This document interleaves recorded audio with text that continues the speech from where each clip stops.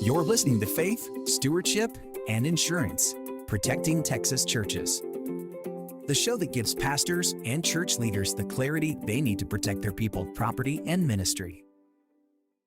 Welcome back to Faith, Stewardship, and Insurance, Protecting Texas Churches. I'm your host, Ron Wadley with Insurance for Texans. We help church leaders protect their people and property with wisdom and clarity. Today, we're wrapping up week 2 of our series by looking at the final 3 phases of church growth. This is where the boring administrative details we talked about earlier become the absolute shield for your mission. Yesterday, we looked at the living room in the portable church. Today, we're talking about what happens when your church starts to occupy a physical space 7 days a week. Phase 3 is the 7-day church. You've signed a permanent lease. You aren't just meeting on Sunday mornings anymore. You've got Tuesday night Bible studies, Wednesday youth nights, and midweek counseling sessions. The moment those doors stay open during the week, your risk profile jumps. You need more than just general liability now.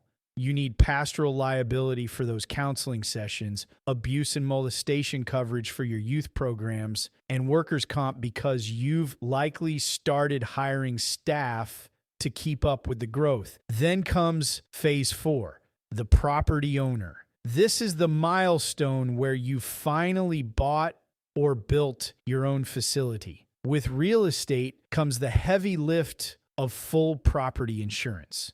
But here's the shift people often miss. You're likely also streaming services online and accepting digital tithes. That means you are now a data hub.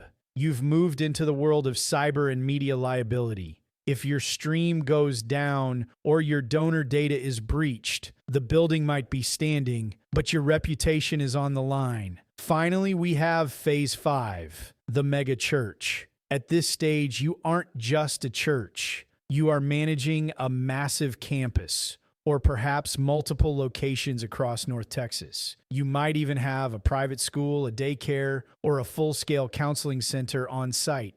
At this level, you're dealing with complex, high-stakes risks. We're talking mission trip insurance for international travel and armed security coverage for your safety teams. At phase 5, insurance is no longer just paperwork tucked in a drawer. It is risk management at the highest leadership level. The bottom line is this: your coverage must always reflect what you are actually doing on a Tuesday morning, not just what your phase looks like on a Sunday bulletin.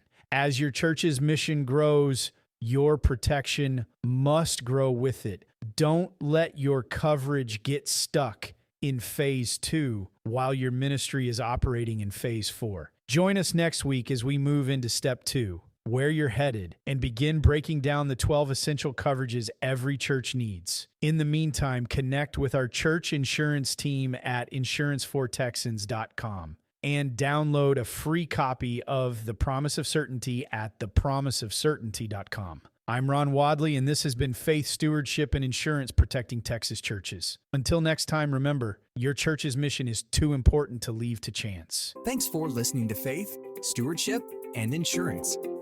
Until next time, remember, insurance isn't just about policies. It's about safeguarding the mission God has called you to lead.